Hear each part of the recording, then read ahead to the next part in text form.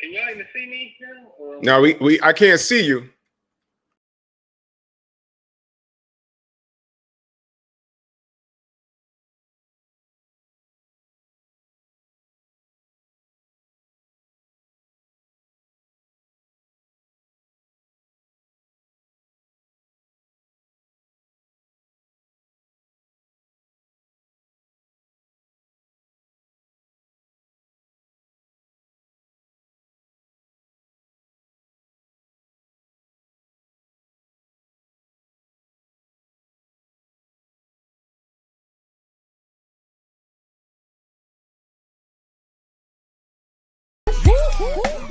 Push the weight in no flex. Flex alive is 1 in the 6.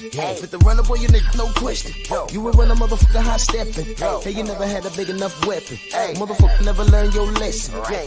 I'm an 88 pack nigga. I'm an 88 pack nigga. I mean, day walker, drink blood, things out, full moon. Motherfucker change like a hoe, nigga. I'm just a nigga from the hood trying to stack a little cheddar for the money. We build it as we fly. Drew Titan Bronson on deck. Shout out to the mighty LDBC. We build it as we fly. I have some guests in here. If y'all don't know who Steve Forbes is, y'all are on drugs or y'all just young and y'all just don't know. Steve Forbes, what's good? You can hear me? I can hear you. Oh man, I can't hear you through the monitor. I can hear you over the phone. We're gonna still try to work that out. What's going on? Hi. Hey. Hey. How are you, young lady? I'm doing good. I'm good. I know you on the move right now. And Yeah. Say what's up to your husband. Oh, Salute. Salute. There you go. What's going on, brother? All right. Loving life. That's right. That's what it's all about. Oh man, Steve, I'm trying to work out your audio. I'm trying to figure out why I can't get you through the StreamYard. Let me see. You chose default, right? Yeah. Let me see. I'm right up on it. I'm on default. All right, put it on speaker. Let's see if that works. Okay. We build this machine as we fly. I see y'all in the building. Salute to everybody in the building. I know Terrence. I know you just called me. I was trying to get this up and running. I see the family. And you ain't got no earpiece, right, Steve? What's that? You don't have an earpiece? No, I don't have to. Hold on one second. Yeah. Do we have a earpiece? I got the damn speaker. I got the speaker to the mic. Tay Jones in the building. Tony Brown, what's going on? 88 Sports Talk. No smoke, crypto. I'm all over the place, ladies and gentlemen. We build this machine as we fly. While Steve gets situated, Indeya, let everyone know who you are. I am Indeya Azuka Rodriguez. I'm a boxer located in Dallas, but I'm originally from New Orleans, Louisiana. You know, I'm just trying to make my name known in this game, you know? That's what's up. You just fought the other weekend. Yes, I did. In my hometown. Yep. That was amazing. Man, listen. Let me explain to the panel, well, not to the panel. We're trying to get Steve Forbes to work. I know you said you didn't know him, Indeya, but that's a legend right there. Okay. That's a legend right there. He's been in the ring with sheesh. Damn near everybody. Oscar De La Hoya. Okay. Well, I'm trying. That's why I wanted to get his audio to work, man. I have so many questions for you and him. So while we're working that out, tell us a little bit about you. How'd you get into boxing? I first got into boxing when we moved out here to Texas in 2012. My mom Uh-huh. found a free boxing program with Grand Prairie Police. They have a youth boxing program, and I was able to get started through there. My coach is actually one of the coaches I met at that gym, Mario Herrera. He's been with me for the last 10 years. So we've been together for a minute. But Excellent. yeah, that's how I got started. Just fighting for Grand Prairie Police, the youth boxing program, and they used to take us to a lot of local tournaments. And then Mario started taking me to a couple of national tournaments. I never ranked anywhere, but it gave me a piece of like what it's like to travel for boxing and stuff like that. So it was an awesome experience. Goodness. You were in shape. You were Thank in you. shape. It's funny because I got pictures on during the press conference just sitting next to Eddie Hearn. But Eddie Hearn's like he's like 6'5", right? And you look like a little girl sitting there next to him. What's your weight class? Well, that fight we fought at 115, but when I first started, at least professionally, I was fighting at 112. But it's been hard to get fights at that weight class, so that's why we've been fighting at 115, so I could actually have some fights. Wow, But we looking to go down. Yeah. Whew.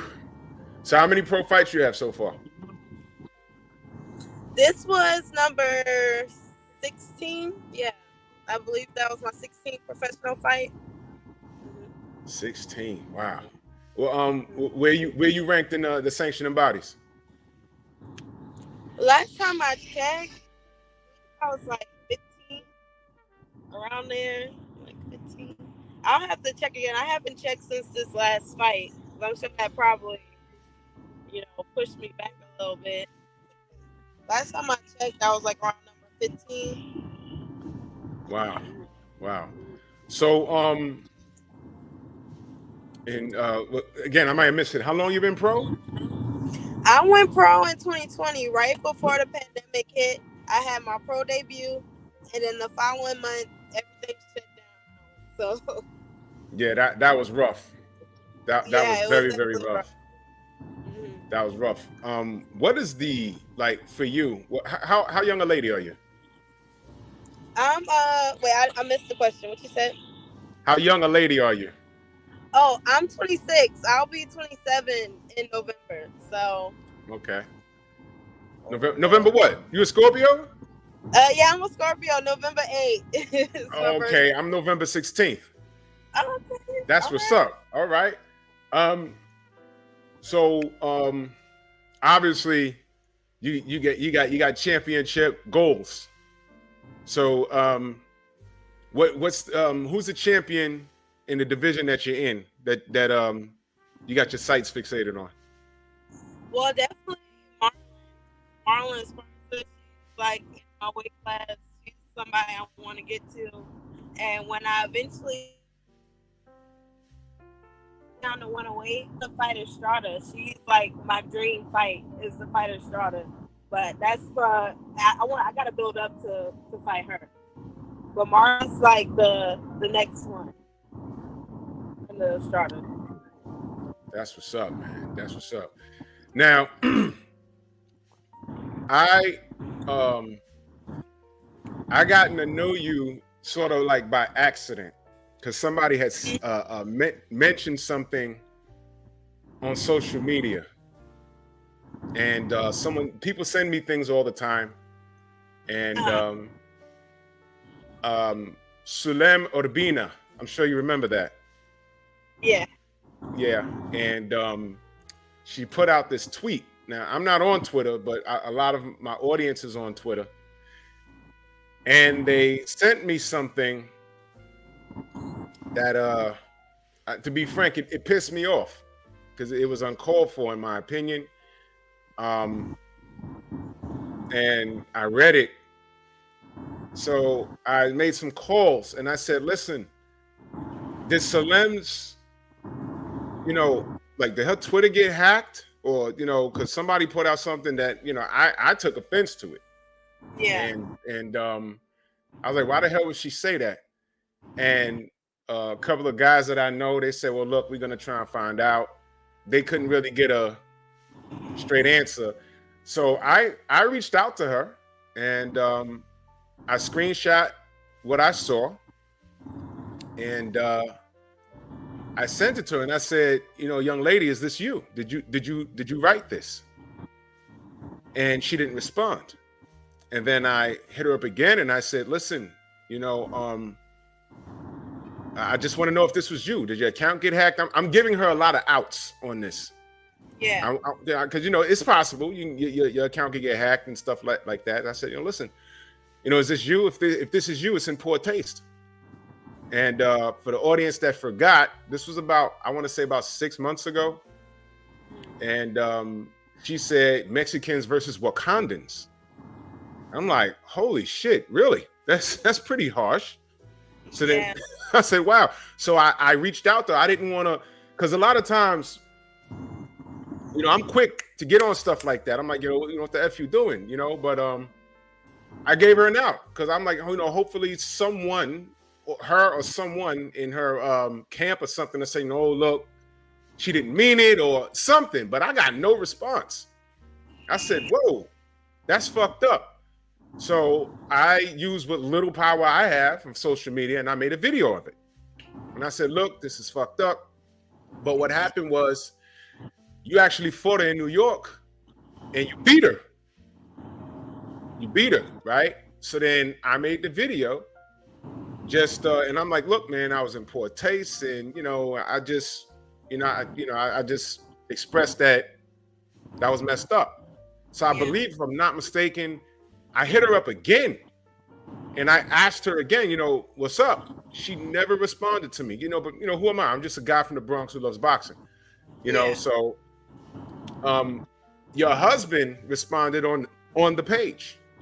He responded on the page, and very, very respectful. He gave me the link to the actual fight, and I watched the whole fight, and yeah, you clearly won. But I wanted to ask you,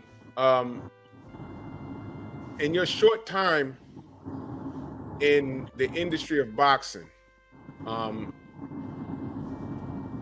I really hate like talking about like shit like this, but have you seen anything, or do you feel you've been like around anything that, you know, that's been racist? Like, well, goddamn, you know, I'm doing this, I'm doing that, you know, I think I'm being discriminated against, whether because you're a woman or a black woman. Have you seen anything? Is there anything that you can share? Just from me personally, I think just being a dark-skinned black woman, just a woman in this industry, there's some biases I have to fight against, you know, like I feel like my record is not the best record, and I honestly feel like it's pretty upside down just based off the decisions that were made. And I feel like it's in part to me being the B-side, and just I'm not the look they're looking for, you know, when it comes to who they want to see winning these fights. So I really have to, when I go into a fight, I really try to go all out, go all in, because I know if I don't, even when I still go all out, they can still take it from me, you know. So I feel like in that regard, like this, my record is a big one. I feel like my record isn't very accurate to what I can do, what I have won, you know. So. All right. Well, I mean, these questions have to be asked because, for example, Clarissa Shields, she doesn't get enough. To me, she doesn't. One second, Steve, you can hear us? Yeah, can you hear me? Yes, I can hear you perfectly now. Can you hear me? Perfect. Yes. Oh, wow. Yes. Okay. Yes, that made a difference. The earpiece made a difference. I don't know if this.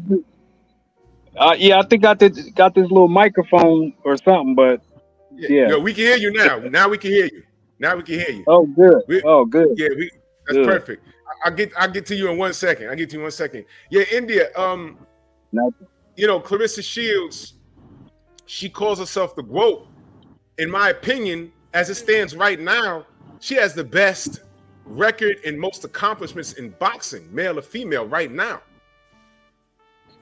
So we can remove the W out of GOAT. Right now, she's the GOAT.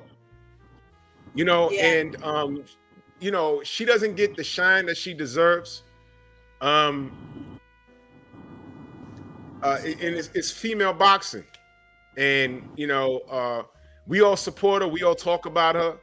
You know, I said I'm gonna make it my minutes to talk more about her. She was just over there in the UK. Savannah Marshall versus Franchon Cruz-Dezurn. Dezurn lost, and she's over there talking about a rematch, and everyone's saying, "Oh, well, she needs to come to America." And the weird part is Savannah Marshall can't fucking come to America because she's on a banned fly list. Huh? Yeah. Yeah, but nobody wants to talk about that. I had this watch video about that because I didn't even know she was on a no-fly list until you said that. I was like, oh wow. Yeah. But, yeah, she's on a no-fly list. And thank you. You know, nobody wants to talk about things like that. That's why platforms like this is very important. Because if you leave it up to allow me to introduce myself. Go ahead, Stormy. That's the sensei right there. Salute to everybody on the panel. Indeya and Mr. Forbes, how you doing? I want to say this, and it's just adding to what Drew. Doing great. You don't know about it because the old media don't talk about it.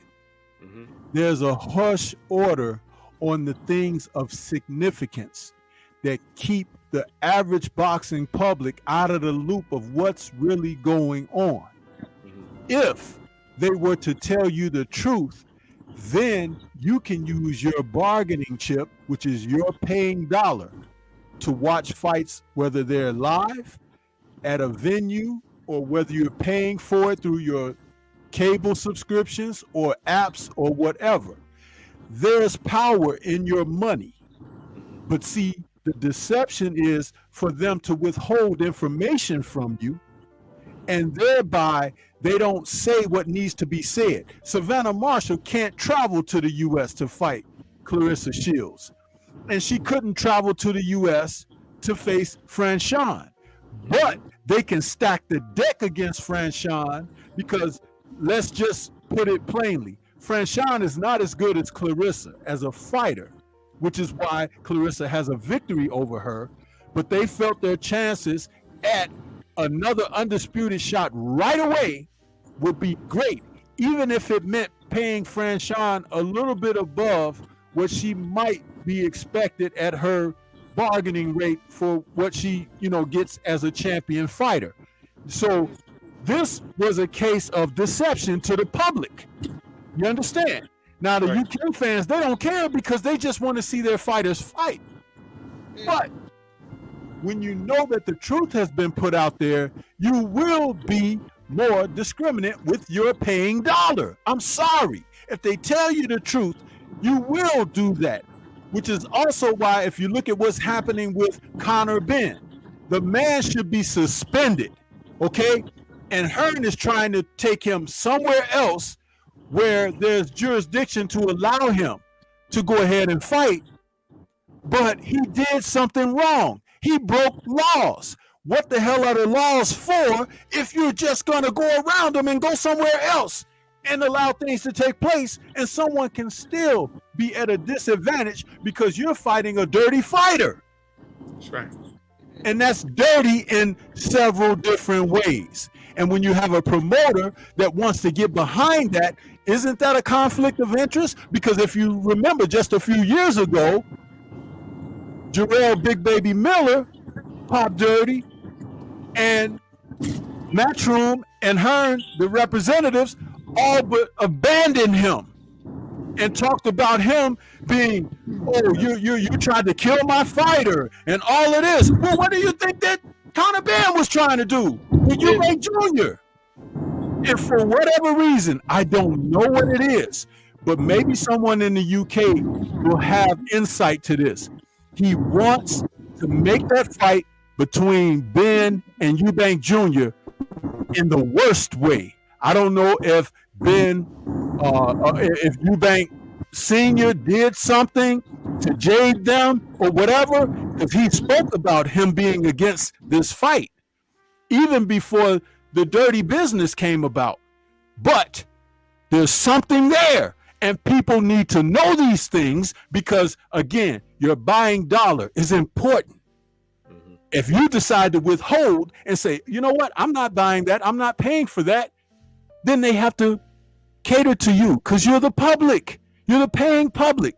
But you also need disclosure. You need to know certain things. We don't need to know the reality TV aspect of people's personal lives, but when they're participating in the sport and you have sanctions in there and dope testing and things of that nature, and people are breaking rules and policy, those are the kind of things that need to be discussed out in the open. And those tests are not cheap. These fighters pay a lot of money for that. Mm-hmm. Well, what's that beeping? Mm-hmm. It's me. Oh, okay. Basically, we preach safety and fair fighting over here. I can't speak for anybody else. And it grinded I ain't gonna say, well, look, Indeya, Eddie Hearn gets on my nerves. He does. He gets on my nerves. All right. We've caught him in several lies throughout the years since we've gotten to know him. We've caught him in several lies, and it's ridiculous. So when I see you, I see you sitting there, and you're a woman, you're a black woman at that, and I see him sitting there. In my mind, I'm like, man, you know, I don't trust him to do right by you. Now, you do what you got to do to get paid and live your dream, and that's well and good. But basically, what I'm saying is, I need you to be very careful. I need you to be very careful. I need your camp to be in whoever you're fighting. I need your camp in there checking gloves. All right, making sure no one piss hot. And if someone piss hot, I don't want anyone. Look, I can't tell you what to do, but I don't know everything about boxing. But I do know if somebody piss hot, someone will say, "Hey, man, look, she pissed hot. An extra 10 grand. Will you just like look the other way?" Look, I can't tell you what to do, but that's how dirty this game is. And that was a main thing. I didn't like when that Clarissa had to go over there and fight Savannah Marshall because she's a cheater. All right. I didn't like the fact that Devin Haney had to go over to Australia twice to fight George Cambozo. I didn't like that. All right. This thing with Conor Benn and Eubanks, this whole thing going on. These guys, look, those guys in the UK, there's something different. And I don't appreciate what's going on. So when I see you sitting there, I'm like, man, I can't help but to be concerned. And when I did that video 6 months ago, I was so happy that your husband put his 2 cents in the video. And, you can let him know I appreciate him for that. I really do. I really do, because that tweet was so out of pocket. And the fact that Sulem and nobody from her camp even just put it out there or took the tweet down or whatever, they didn't do anything, which means she said it and she stood on it. So I couldn't find where to even watch the fight, but I read that you beat her ass, and I was just applauding. And your husband came in and put the link so that we could watch the fight. So thank you, man. Thank you, my brother. I appreciate you. Thank you so much, man. Thank you. And I really need you to be careful. All right, check those gloves. Check those drug tests. Make sure no one piss hot, because this is a dangerous sport. People die, and we don't like that. I've gone pro. There's a lot of politics in boxing. There's a lot of biases. It's a lot. It's a lot. And you wouldn't expect that. You would think you just go in there, you throw hands, and that be it. But you not just fighting your opponent. Sometimes you're fighting the judges and the officials and all these other things you're fighting as well. It's just a lot. You really should just be fighting your opponent, but you fighting so many other people when you step in the ring. Were you aware of Clarissa when she released the information post-fight about Savannah Marshall putting on over 30 pounds after their weigh-in. God. Yeah. Whoa. Yep. Yeah. She weighed in at 167 for the weigh-in for the fight. But on fight night, she was over 190 pounds. See that? And that's why it. Clarissa couldn't knock her out. And that's also why she had been devastating some of these other women at that weight. When you see her hit certain people and they just fall like a ton of bricks, this is what she's doing. Now, Clarissa, you could go to her, what is it, Instagram or Twitter or whatever, where she uploaded the video talking about that. Yeah. She said it out of her own mouth. So, you know, she's not lying, but the woman came in a heavyweight. She came in heavier than men. Than men. She came in at cruiserweight, goddammit. A woman came in at cruiserweight. In women's division, I think that is heavyweight. 190 pounds is heavyweight in women's boxing. I think so. And let me reiterate. She can't fly here. Peter Clark can't fly here. Peter Fury can't fly here because they were all in bed with a notorious Irish gangster who's still on the loose. $5 million bounty on his head. And he hasn't been caught yet. And we still got guys in old media singing his praises. You understand? So you got to understand. And Eddie Hearn knows who that guy is too. Okay? So when I seen you on the stage sitting next to him, I was like, ugh. And I just need you to be careful. And I revealed something yesterday, post-fight, that Sugar Hill Stewart was working Franchon's corner, but Sugar Hill has a relationship with the Furies, who trained Savannah Marshall. So what is happening here? Is there a conflict of interest? Do you really think? Because he knows the dirt on the Furies, right? Because he participated. Yes, I said it, and you can put allegedly to it if you want to, but he never stopped working with them. But he's over in Franchon's corner, working her corner for the fight, but he has ties with the Furies. So do you think he would really be coaching Franchon to do her best to defeat this person whom he has allegiance with? Boxing is dirtier than you may think it is. Mm-hmm. But again, sometimes the best way to run game on people is to put it right in front of their face. That's right. Because most aren't paying attention. That's right. Let me say this before I go to Steve Forbes. Let me say this.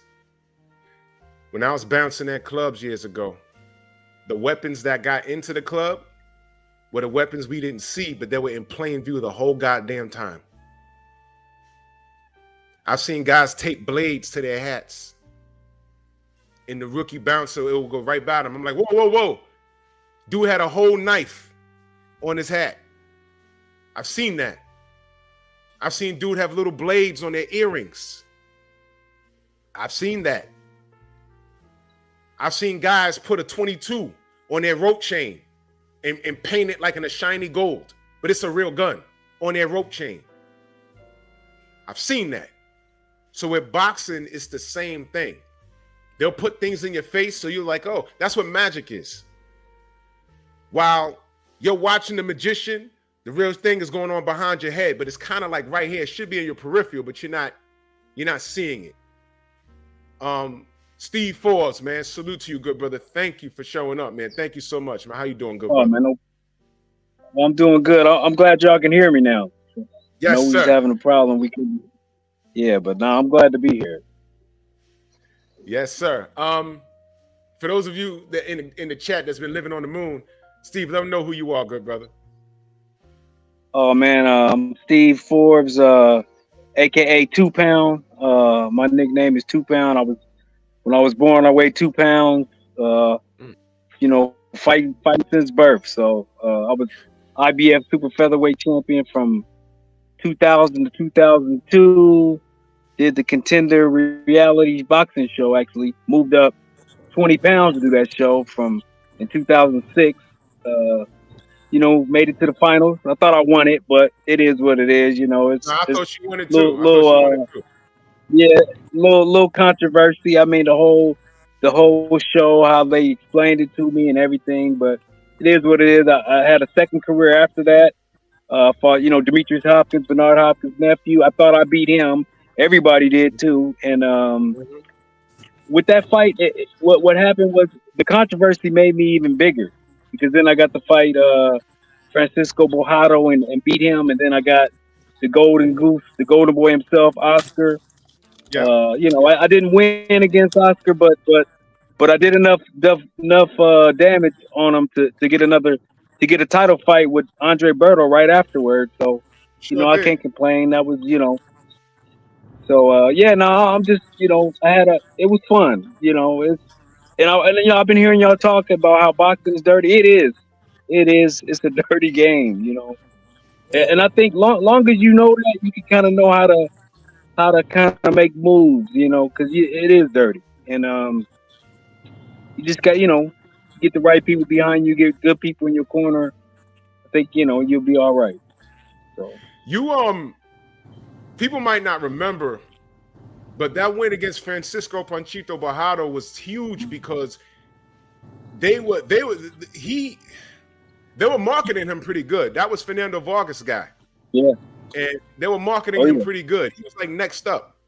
He was next up. Oh, yeah. You came there and you banged on him. You beat him up. You beat him up, and you kind of like not dethrone him because he wasn't on the throne in the first place, but you stopped that momentum. He's been in a lot of trouble outside the ring as of late. So Yeah, I heard. Yeah, he's not doing too well. Yeah. But you stopped that train when it was just getting hot. You stopped it. I remember that. And I do remember the Oscar fight. You gave Oscar all he could handle. He couldn't like dominate you like he was used to, dominating people. But what was the like craziest thing that you've seen in boxing that made you say, "Oh, look, I don't know why this person's getting away with this or how"? Is there anything like that you've ever seen? Probably not flat out. But I mean, it's just behind the scenes, like stuff you hear,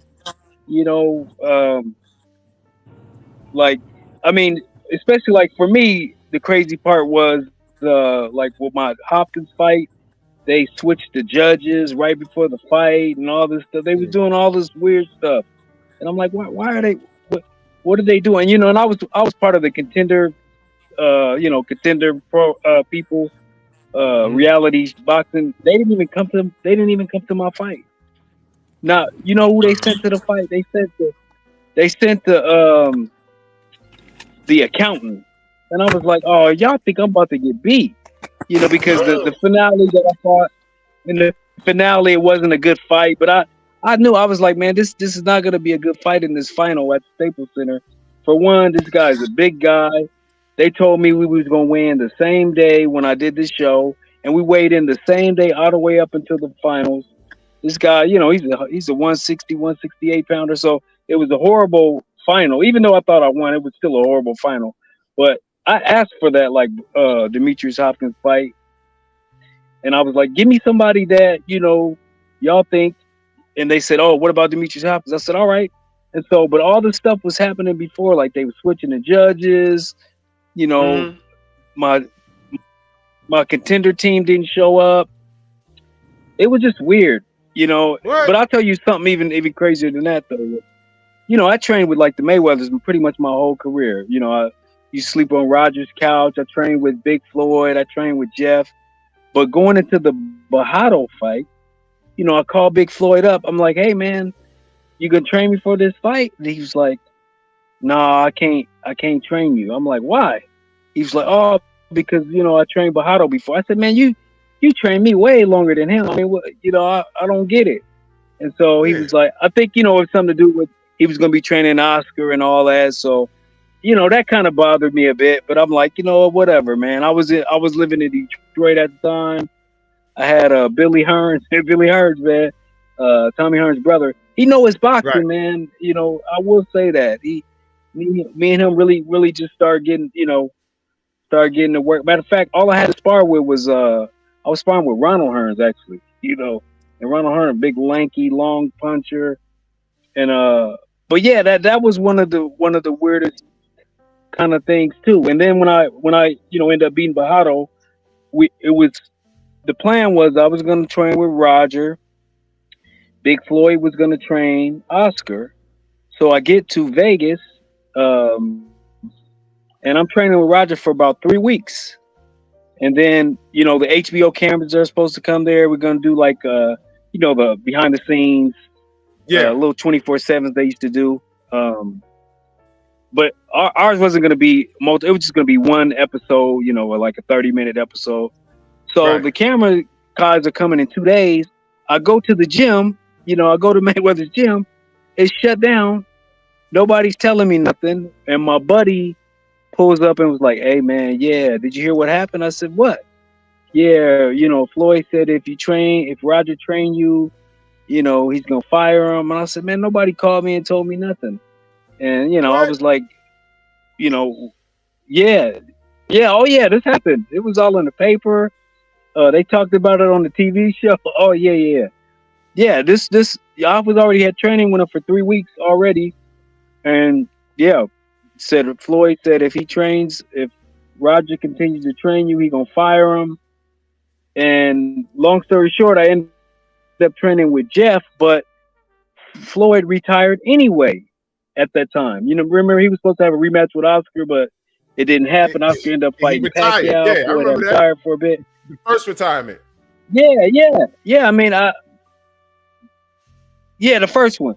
And to this day, man, I don't get it. That's probably one of the weirdest situations. That whole little those 3 fights was just like it was like playing chicken. It was a crazy situation. Man, I didn't know none of that. So yeah, I mean, oh my God. Yeah, man. It was crazy. Every now and I again, show up at the gym. Every now and again, we get a story with Floyd that have you banging your head on the wall like, what the hell? Why would he do that? You gotta be kidding me. I don't know, man. Me and him was always cool too. He was always cool. I mean, I was when Floyd. That's how I got I first met Floyd in when we was 16. He fought in the Pan American trials. He actually got beat though against the guy Carlos Navarro, and I thought he won, but he fought. Carlos, man, that boy could fight, man, especially back then. Yeah. But it was a close fight. I thought he won, and so Floyd didn't go to the Pan Ams, but he was like, "Yeah, I'm gonna be back." So then, the Olympics came and all that, and then, he was in Vegas training, and I was down there. And they was like, "Oh, Floyd needs some sparring," because he was knocking guys out in the gym with left hooks. So I went over there, man, and I was like, "Yeah, let me, I'll spar." So we sparred, and he remembered me from, meeting me in Portland. And he was like, "Oh yeah, my uncle's supposed to train you." So we started talking. Roger was like, "Yeah, I'm supposed to train you." Roger came and picked me up after we sparred. He said, "Oh man, that was good work," because I didn't know what happened. I was like, "Man, did I do good?" I mean, I don't know. Nobody wasn't saying nothing. So then. Floyd said, "Yeah, man, you need to stay here, man, and train with my uncle, man. This, And I said, "Yeah, I'm supposed to train with him anyway." When I was, I met him when I was 16. He said, "When you come here, turn pro." Long story short, Roger went and picked me up from this house I was staying at, and my bags and everything. I came and slept on his couch, man, for a couple weeks until they got me an apartment. So my history with Roger and them and Floyd was cool. That's why you fast forward, from that was in 96, you fast forward 2008. That's why it was so kind of weird for me about the whole, I'm getting ready to fight Oscar. I'm training with Roger 3 weeks in, and all of a sudden I go to the gym and there's nobody there, and nobody called me, nothing. And I'm like, man, these camera people are gonna be coming in a couple of days, man. You know, that was bizarre for me, man. That, you know, I still don't get it. But I mean, I've like trained with Floyd after that for his Birdo fight and stuff like that. We never talked about it, but it was always kind of weird. Have you spoken to them since? Well, since that Oscar, yeah, because I trained with them when he fought Shane Mosley and also when he fought Birdo. And he took care of me, man, like real good. So I ain't complaining, but we never had a conversation. Never had a conversation about that. Y'all never had a conversation about that. Nope, never. That's ugly. Because it sounds like he saw more value in Francisco Panchito Bajado over you. That's what it sounds like. And if you listen to the media, you know, you know, I'll just say this: we give Floyd a lot of shit for doing things like that, and I'll just say that. When it came time for him to, you know, it comes a point where you got to pass the goddamn baton. And I'll just say this: there was a lot of fighters he could have did that to. He just didn't do it. And you know, I don't want to turn the show into that, but I read between the lines. You know what I'm talking about. You know what I mean? But yeah, that fucking sucks. That is fucking horrible. Yeah. I don't like that. And that that situation. Oh, go ahead. No, go ahead, brother. Go ahead.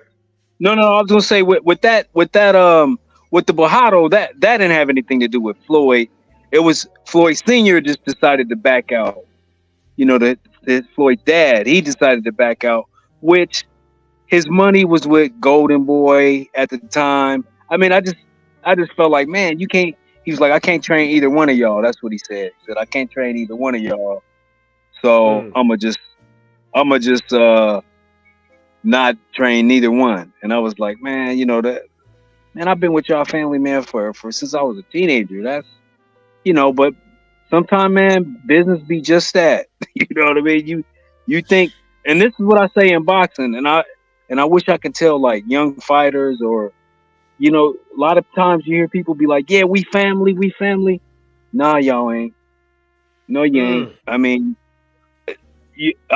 don't get me wrong. You will find some people where it is like that, but a lot of times it's not, man. And I had to learn the hard way. You know, I turned pro in '96, retired in 2014, won a world title, had some big fight. Like I get it, and I've seen how it goes, man. The same people that like these promoters that, oh man, yeah, we're gonna do this, they'll walk by you like they don't know you. You know what I'm saying? So it's a cold game. But for me, coming into boxing, I had a hard time trusting people anyway, because I read a lot of stories, and you hear the stories about how boxing go and how they leave you high and dry when it's over. So me coming into boxing, I kind of knew that regardless of how close you get to somebody, it ain't, you know, people could be like, oh yeah, I'm like your family, but it ain't like your mom and daddy. It'll never be like that. You know, I mean, you may meet some cool people, and don't get me wrong, sometimes it will work out to where y'all are like family, but a lot of times when your value ain't like it used to be, it's, they used to know you. They walk past you like they used to know you. You know what I mean? So that would be my advice. Ryan Garcia recently. Look at how they treated Ryan Garcia recently. That was messed up. I know. Man, that was messed up. I felt bad for him. I was like, that's cold, man. Let me go back to India. This is actually free game. This is actually free game, because you know we need you to be safe. And again, we're talking about like Stormy just brought up the Ryan Garcia situation. They put this, they sold us this kid, and I didn't get it for like 2 years. I said, okay, all right, he has some skill, all right, but he hasn't done shit yet. But they sold us. They sold him to us so good that he had got a Gatorade deal, and I'm like, okay, he hasn't done shit yet. He talked his way. They were actually calling him one of the kings at 135, and I said he hasn't done anything yet.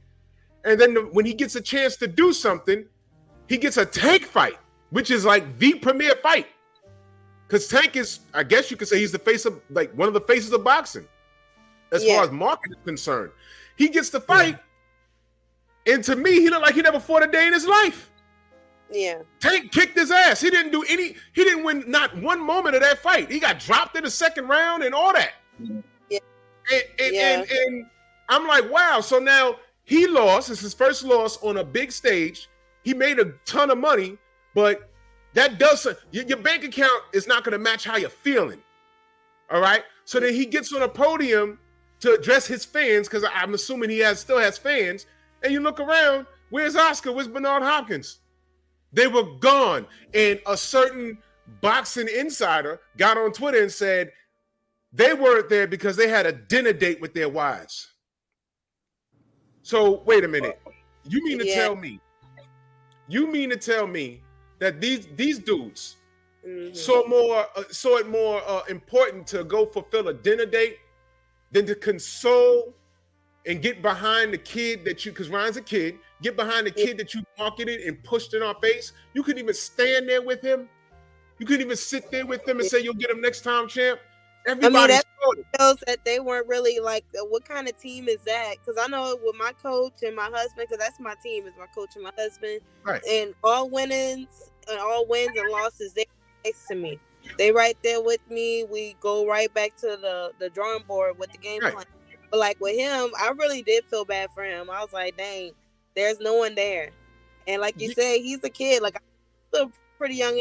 Even though I'm 26, I still feel pretty young in this too. You know, but he's younger than me. And like you said, they've been pushing him so much. He got all these deals. He hasn't done anything yet. And he got this big chance. And it was such a big, like, flop for him. And it was so public, you know, and nobody's there next to him. Like, that's really rough. That's really rough. And it's also messed up that he will have a Gatorade deal. And like you say, he really hasn't done anything yet. But Clarissa Shields, the GOAT, she don't got things like that. How is that possible? How does she have all these belts and all these divisions? And that always makes me so mad, because she should be all over TV. I should see her in commercials. I should see her everywhere, but I don't see her nowhere. The only time I see her is when people complain about how she talks. But I feel like she got to talk like that because people not recognize, you know, and that's just always so frustrating. Because you know, and I'm glad you brought that up. If anybody deserves any kind of Nike, Adidas deal, Gatorade deal, some kind of sports drink, why hasn't Clarissa gotten some kind of like serious sponsorship?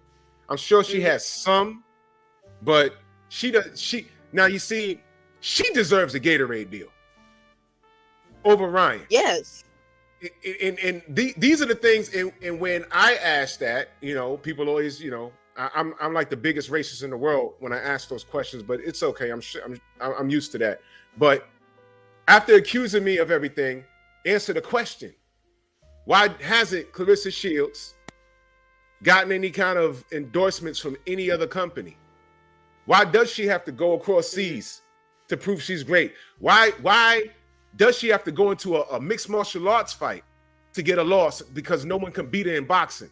Why does she have to do all of these things? She has to go above and beyond. Why not? But then you put Ryan on his pedestal, all right?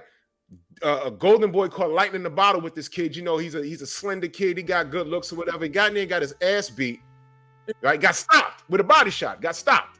And he quit, by the way. He quit. And they abandoned him at the end of that fight. And not for nothing, when the dust settled a couple of days later, I did say, you know, I didn't feel like bad for him, but I said, you know, that's messed up. And this is typical behavior. And this is how they treat fighters. Everybody should be looking at Oscar De La Hoya and Bernard Hopkins sideways. Matter of fact, I was looking at Oscar sideways when he was with Canelo, or Canelo was with him, and the single most important fight of his career, Oscar went in a goddamn rehab. You can't stop smoking crack for 2 seconds. Canelo versus Floyd. He went into rehab that day. Disgusting behavior. Stormy, what you got on that, good brother? Well, I think you said it all. Mm-hmm. Because Oscar his track record as a promoter and manager and everything has proven to be, let's just say less scintillating than his exploits with these women and the cross-dressing and all of that stuff. So it's obvious that the chemicals have got him all messed up. You know what I mean? You can look at almost half the talent from the West that's out there now with prominent names. Almost all of them came up through Golden Boy. Yeah. And it just shows how Golden Boy is bad, because those individuals had to leave for various reasons. Some similar, some not. But they had to get on up out of there in order for their careers to advance forward. It's really a shame what happened to Ryan, because he genuinely looks like, I don't know the kid, if someone had taken a positive lead in his life, he could have been put on track towards something positive. Right. But understand this. You said he made a lot of money fighting Tank. He's forever tainted. You know why? Because money can corrupt and money can disrupt. This is why Anthony Joshua going to Derrick James is not going to work. If he had went to Derrick James before, even maybe when Lennox Lewis, the former undisputed heavyweight champion and now Hall of Famer, has suggested, why don't you try to leave the UK and go over into the Western market, learn some things from the people over there, gain some great experience, learn about the fighters and everything, and fortify yourself to be better if you want to be the best. He called Lennox a clown. Yeah. Insulted the man, insulted the man, and said at that time, F the U.S. and its fighters and trainers. But now he's over there under the graces of Derrick James. This is why I don't like the fact that James elected to work with him, because why do you work against your own to help someone else get better? You see, Emmanuel Stewart kind of made that mistake. He worked with the Klitschko's and he helped them. And Klitschko had a long run only because of Emmanuel. You don't think that if Emmanuel had worked with someone like Shannon Briggs, that Shannon Briggs would have elevated a few levels above where he was because of what Emmanuel brings to the table? And other heavyweights that came through that era where we saw Klitschko's long reign. See, I'm not an advocate of being a social superhero or anything like that. I just point out the facts that within this reality, you have to know who you are and where your place is, how others perceive you. You see, and if integrity doesn't mean much to you, you can find yourself being compromised at every waking turn. If you do have integrity, you may turn away a lot according to what people see, but you gain far more that they will never see. That's real, man. Wow, That's real. yeah. Salute to Trick Noty in the building. I know he's been sitting there in the back, man. Salute to you, good brother. How you feel? I know he's on a little bit of a delay. I'm doing good. I was on mute, man. How everybody doing, man, on the panel? What's up, Trick? How you doing, bro? Yeah, I'm doing good. Steve Forbes, what's going on with you, brother? Oh man, I'm just hanging, man. I'm enjoying the conversation. Yeah, Miss Indeya Rodriguez, how you doing there? She on mute. Yeah, and I want to say something. Oh, she on mute. Okay, I want to say something. You know, Drew, you was talking about Francisco Bojado earlier, and I had a conversation with somebody, and I was saying when we're talking about Ryan Garcia, he's kind of like Francisco Bojado in a sense, because like HBO was had Bojado up there very, very high. I mean, when he first started out on ESPN, they put him on HBO, Yes. I remember how they had him up on this pedestal, man. And I remember Steve Forbes. I'm gonna go back a little bit. When you fought him, I'm thinking to myself, like, you know, they probably still want to market this guy. You end up getting a split decision, which you shouldn't have got. Right, yeah. I remember when he fought Nate Campbell. I'm not Nate Campbell. No, not Nate Campbell. I'm sorry. That was Juan Diaz. What's the guy named Jesse? You talking about Juan Diaz? Jesse James Lehoff. Jesse James Lehoff. They did the same thing. They wanted I guess HBO was trying to bring the new and put the old out, but Jesse gave him a boxing lesson, man. He took him to school and gave him a boxing lesson. You know, that's the fight I watched when I fought him. Oh, okay, all right. Well, there you go. Well, I watched Jesse. I watched how Jesse fought him. You know, the veteran former champ. I said I got to fight him like that. And I want to say, and Stormy, this is what you were saying about how Emmanuel Stewart could have got a hold of some heavyweights back in the air. Just imagine if Emmanuel Stewart had got a hold of somebody like Derek Jefferson, a guy that could punch. He could turn him into a boxer puncher. You know what I'm saying? He could have got a hold of Calvin Brock. You know what I'm saying? Because remember, Calvin Brock was like the next big heavyweight, American heavyweight to come up. Could have got a hold of Calvin Brock. Absolutely. You know, absolutely. And even Michael Grant. You could have got Michael Grant, did something to him. Not them saying Don Turner's a bad trainer, but I think he would have been suited off a little bit better with an Emmanuel Stewart, you know? Yeah. Because if you look at it, the way Klitschko was losing before Emmanuel got a hold of him, just think about it. What was the difference between Michael Grant and Klitschko? Not a lot.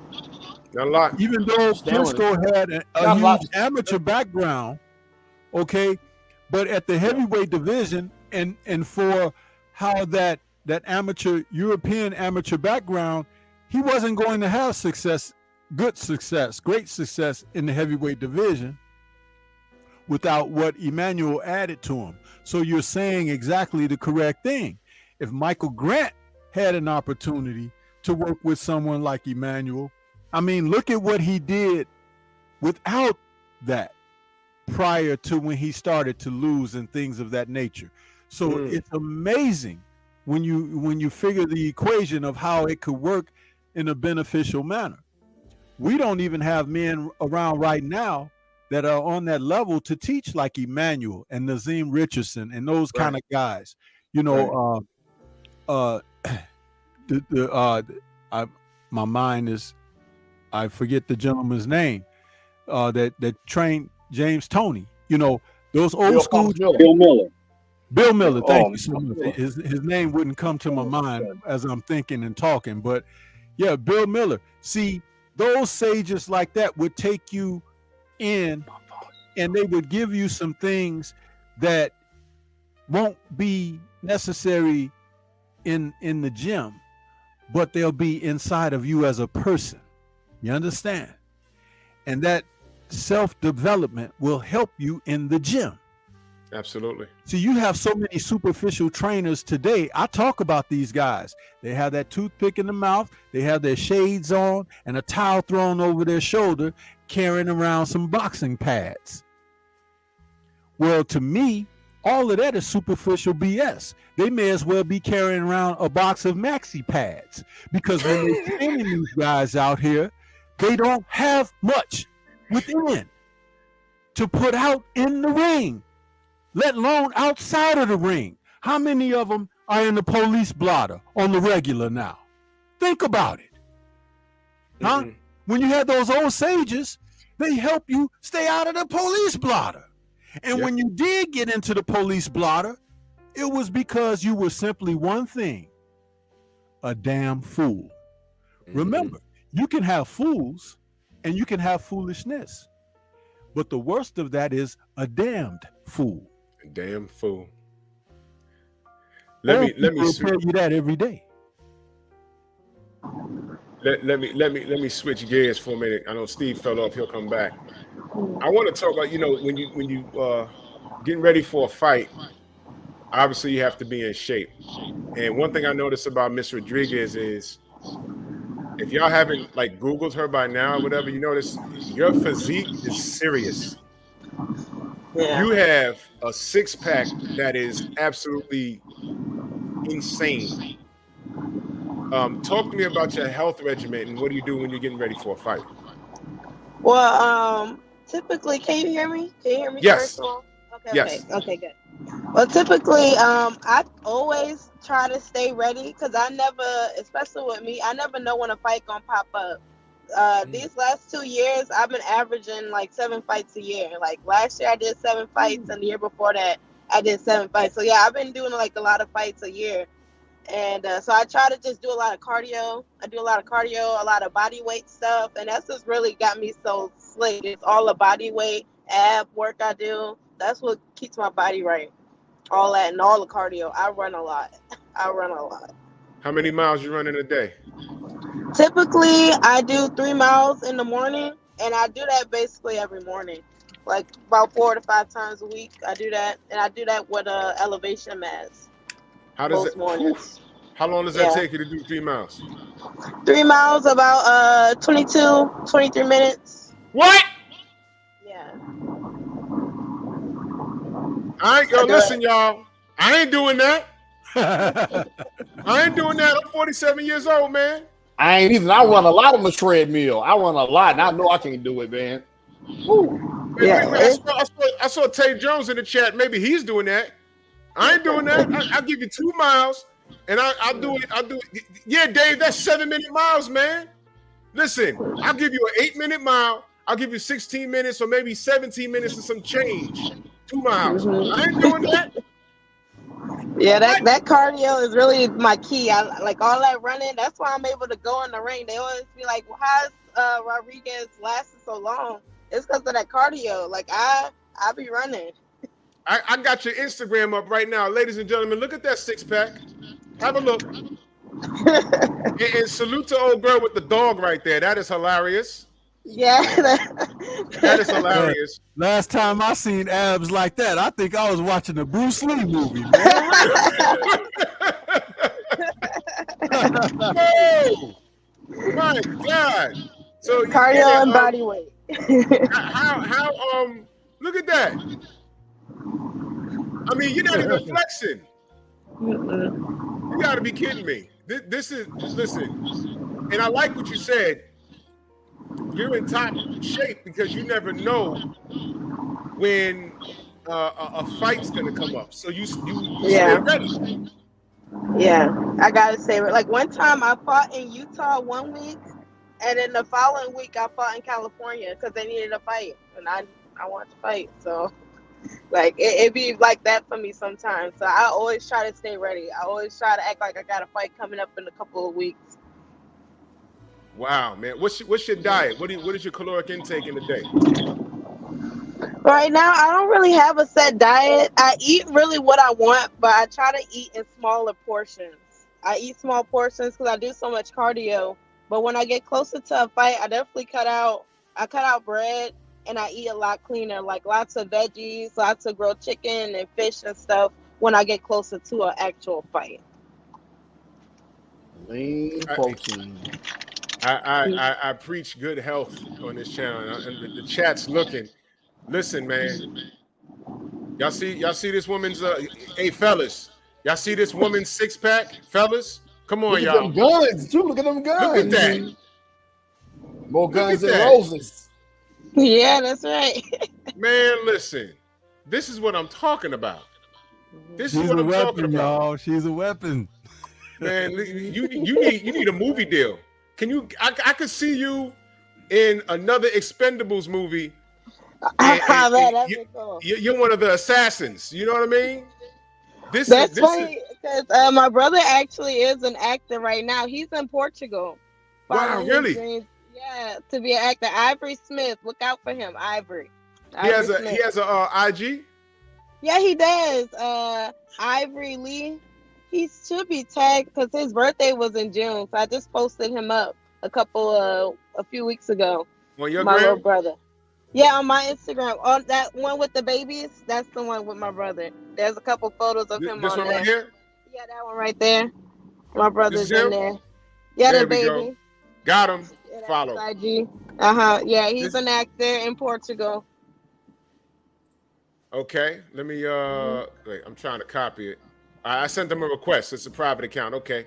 But yeah, my brother's an actor. He's pretty fit as well. Like he always sends me like fitness things to try and like different body weight exercises and like health things, because he has to be very concerned about his health just because he has Crohn's disease. So you know that's what you get and all that. My So aunt he had has Crohn's to. disease. Yeah. Yeah. So he has to stick to that diet. So he was always giving me tips and stuff like that. Yeah, and this is your husband right here. Yeah, that's my husband. The rock star that he is. Yes, he's a rock star. Yes, sir. He plays. Yeah. What is that? The bass guitar or is the regular guitar he plays? He plays the regular guitar. Like in his band, he plays guitar and he also does some vocals. But he also plays bass. He plays bass on the side, but not in the band. Okay. Now, what's his IG? It should be Marmaduke. I have him tagged in it. Marmaduke memorizing. Marmaduke's mesmerizing. Marmaduke's mesmerizing. Yeah.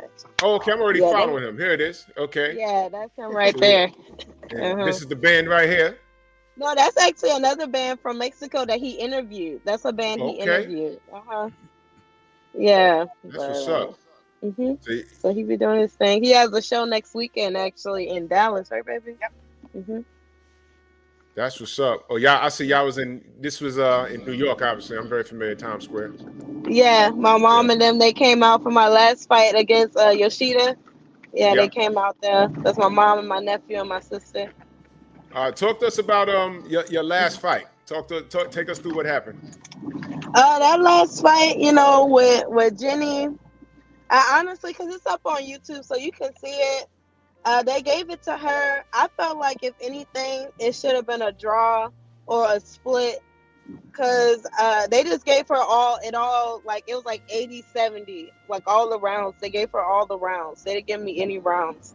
And I felt like that was a little unfair, because when I look back at the fight, because I try to look at the fights as unbiased as I can, because, you know, I'm going to be hypercritical of myself regardless, but I was just trying to look at the fight just unbiased, and I felt like we were both coming at each other hard, and she's a lefty, so of course we're going to clash and kind of stumble against each other, but like even the commentary felt a little biased, and then like the judging at the end, like they gave her all the rounds, every round.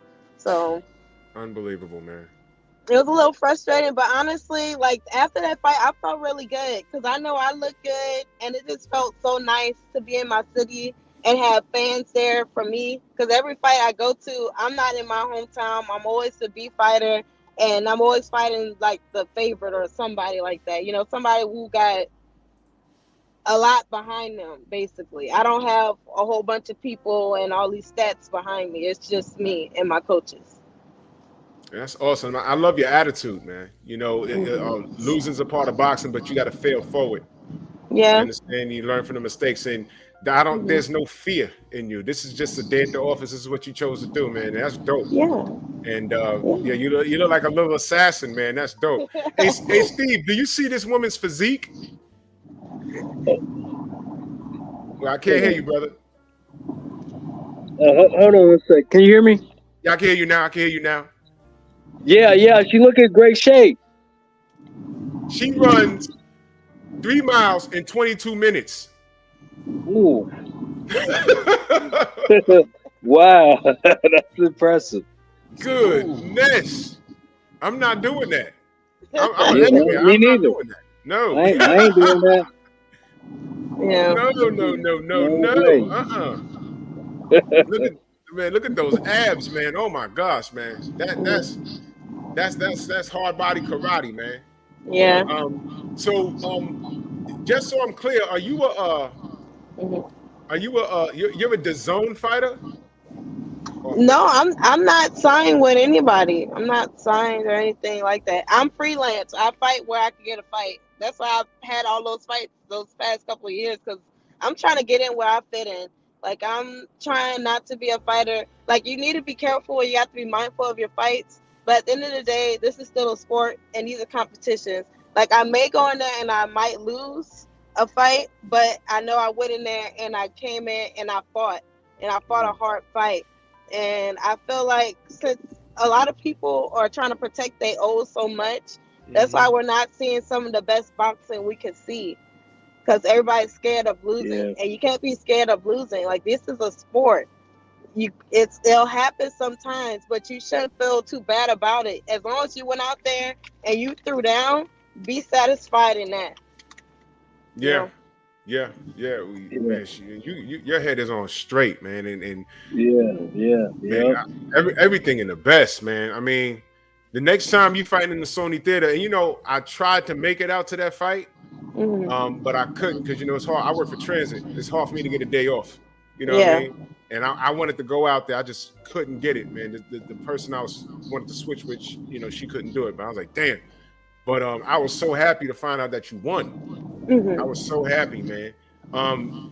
Did you have any plans, you and your family, to come back to New York to fight anytime soon? Anything on there?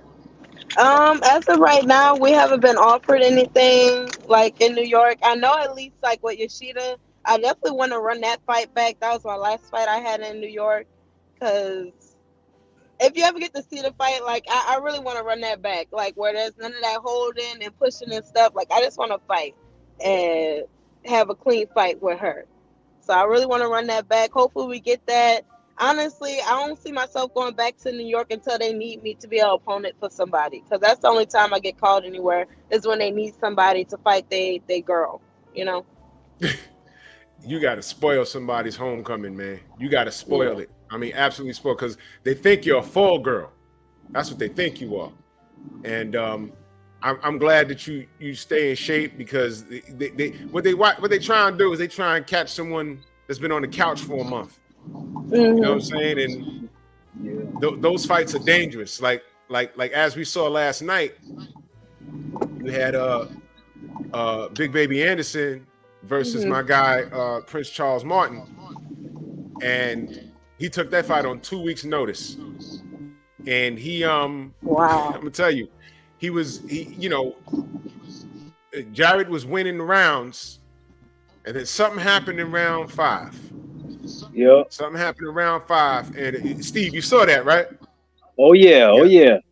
Something happened in round 5, and I said, "Whoa!" And no shade towards Jared Anderson, but Prince Charles is my guy. He's a great guy. He's done the show, great guy, and he's an OG in the game right now. And he is. Jared never been past, I think, 5 or 6 rounds in his career. In round 5, he hurt Jared bad. Bad. No, I jumped in my living room. I was like, "Yo, get him!" I was like, "Get him!" And that's what I was doing. Yeah, man. And Steve, give me your professional opinion. I'm just a fan, but give me your professional opinion on what you saw last night. You know what I saw. You know what? I'm gonna say this, and if Prince Charles would have had more than 2 weeks, I think we'd be saying something different today. Yeah, we'd be talking about. I mean, and no knock on Jared, because every fighter I think goes through that. You got to go through the fire, Yeah. And it's. I mean, he went through some fire. I mean, just imagine with Prince Charles, and respect for him taking the former champion. He got to get in where he fit in. But man, he landed some hard shots, and he could punch. And I kept thinking as I'm watching the fight, excuse me, if this man had more than a couple weeks, I mean, because he had some opportunities in there. You could tell, the timing was a little bit off maybe, but he did land, even in the last round, like the last 10 seconds of the fight. Yes. I mean, they probably hurt him more in that last 10 seconds than when he hit him in the 5th round. I was like, oh man, if they had another round, I mean, because he caught him, and you can see when after he hit him, he talked to him, he kind of laughed a little bit, like, "Hey, yeah, you got away." Yeah, but I mean, I like Prince, and I just wish he would have.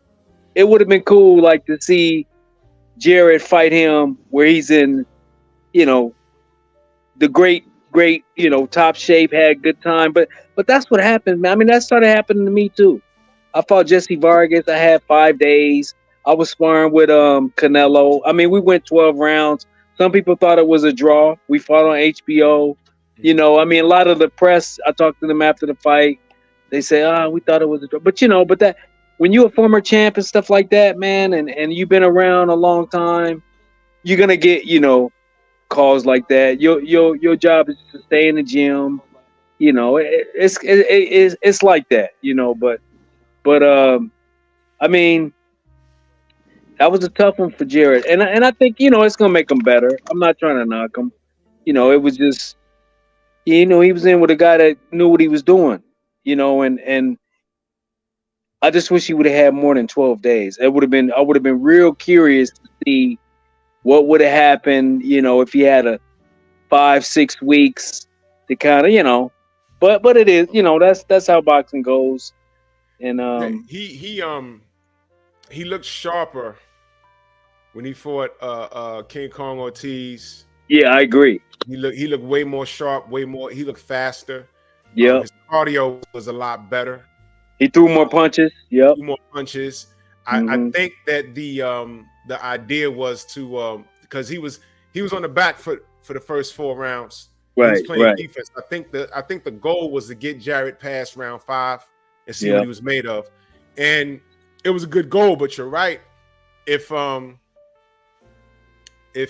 he had a full camp, we might have been having a different conversation. Because, and I think that Jarrett learned a lot about himself last night too. I think now is the time. My opinion, I think he needs to add to his camp now. Not necessarily change anything, but add to the camp, because what I didn't like, he was pulling straight back, and I'm like, Charles is the bigger guy, bigger reach. Why are you going straight back? He said he's gonna hit him with that straight left, and boom, he hit him. I said, oh shit, and then he hurt him. Because you gotta remember, and I think ESPN, they had Charles listed at 6'5". He is not 6'5", man. He's damn near 6'6". I met the guy. I'm 6'2". Right. And when I met him in BK, I said, God damn, this dude's big. He's big. And he showed a lot of grit. I didn't like what Tim Bradley had to, man, this guy, sometimes he works my nerves, man. Horrible. Tim Bradley says he said he's like a ding dong. He referred to him as a ding dong, meaning that he's a hard chocolate shell but soft in the middle. What? I said, God damn. Yeah, he said that before the fight. I said, because I normally watch the shit on mute, but I said I want to unmute it because Tim Bradley never disappoints when he's saying something, because he always says something crazy. Yeah. And he said something crazy.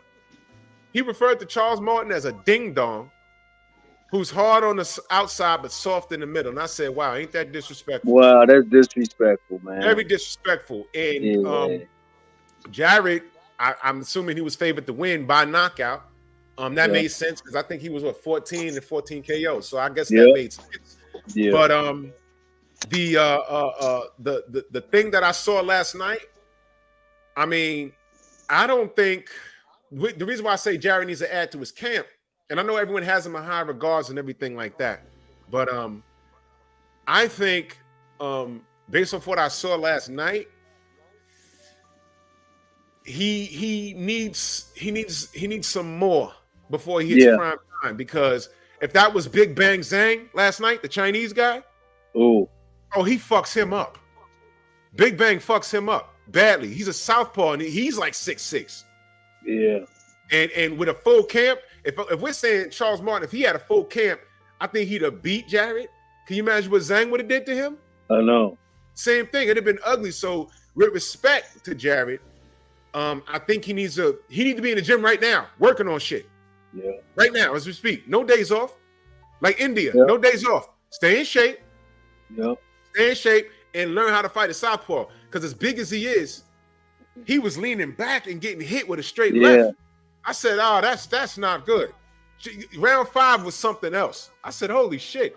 But I saw that Charles couldn't smash the gas on him. No, he couldn't.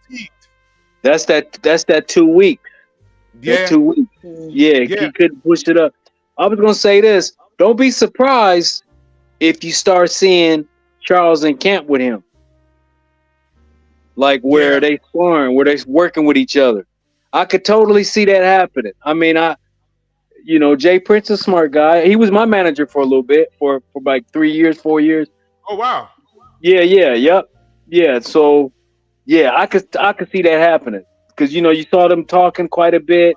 I could see Jared try to learn some stuff, and Charles, you know, Martin going to teach him some stuff in the gym. I could see that happening. Yeah, that's smart. That's smart. Yeah. For example, Tyson Fury hired Steve Cunningham and had him in the camp for training after Steve knocked him on his ass in that fight. That happened right here in New York. That was crazy.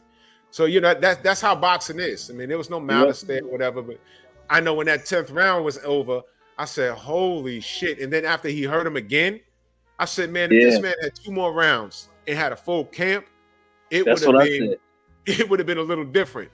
So I know guys like Big Bang Zhang saw that and said, "Okay, give me him and see what I do to him." You know, it'll be disgusting. So salute to Jared for winning, but he learned a lot about himself. Trick, what you got on last night? You know what? I want to say this. I've seen Jared Anderson spar before, about a round or so, and he's kind of one of them guys where he'll hit somebody and he likes what he sees. But last night, the fight with him and Charles Martin, I agree with y'all, man. If it had been like maybe a 12-round fight, we'd be having a different conversation. Another thing too, maybe I don't know if he's having problems with his mouthpiece. He can keep his mouth closed and get his jaw broke. Y'all say he keeps his mouth open for some reason. I mean, I saw that like maybe between like round 3 and 4, he shouldn't have been tired, but he had his mouth open for some reason, man. And I'm like, you get your jaw broke like that, and he's keeping his head straight, pulling back from shots, man. He didn't look good last night, man, in my opinion. And that's like, you know, you're fighting at home, you're trying to impress everybody. You know what I'm saying? Come out there with the marching band, dude out there rapping.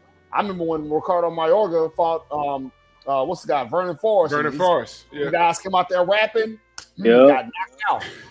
But I'm gonna say this.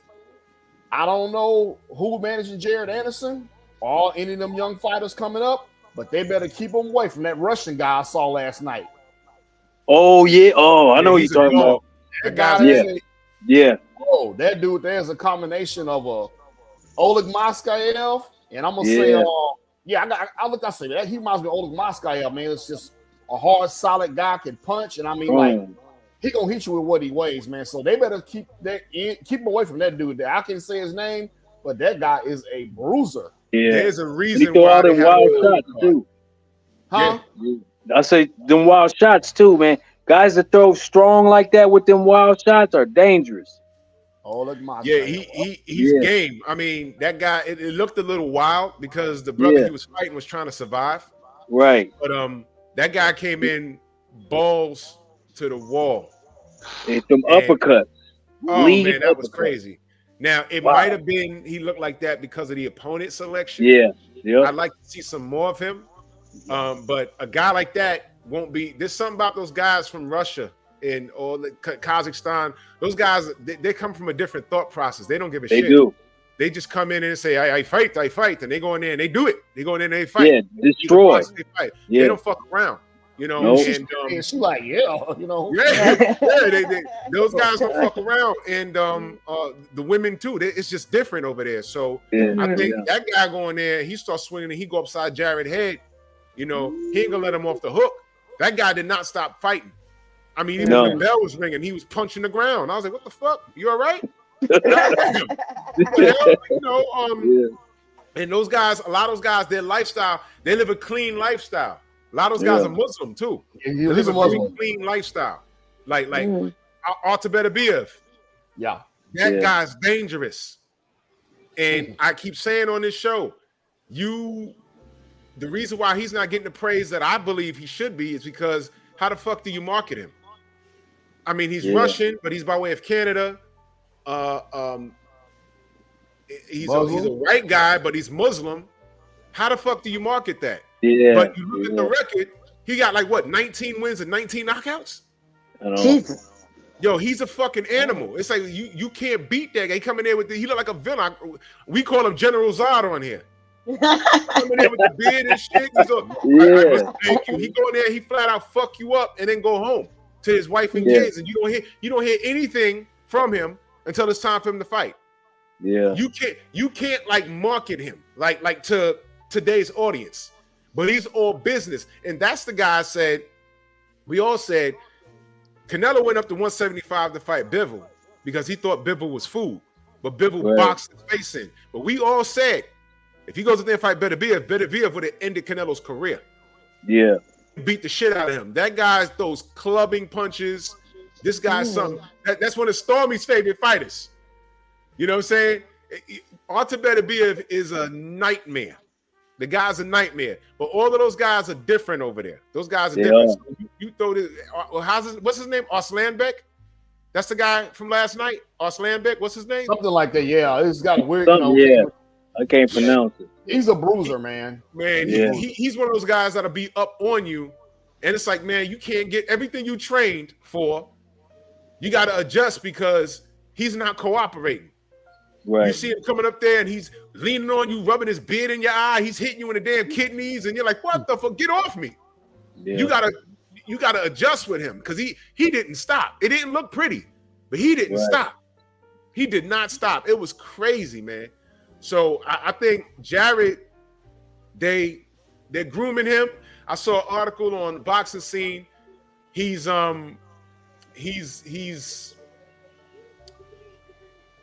satisfied with how Top Rank is moving him. And I guess we see now why they move. They have matchmakers for a reason, goddammit. And we saw why he's being moved in a certain direction last night. And this is no shade to him. I've heard a lot of gym stories about him, and that's all well and good. He's a big dude. That's what I'm saying. I heard he's about Anthony. He's about 6'5", right? He's about 6'5", 6'4", somewhere up in there, 6'4". Okay, like that. So that's what I'm saying. They had Charles Martin last night at 6'5". That man is not 6'5". Yeah, he's taller than that, man. Charles Martin. I'm gonna find the picture. I'm gonna show y'all. Charles Martin is not 6'5". That guy's easy 6'6". Easy. Yo, he got him. He's 6'6". Easy. Where's my goddamn Stormy? What you got on what we saw last night? While I look for this picture. Well, I thought it was a great learning experience for Anderson.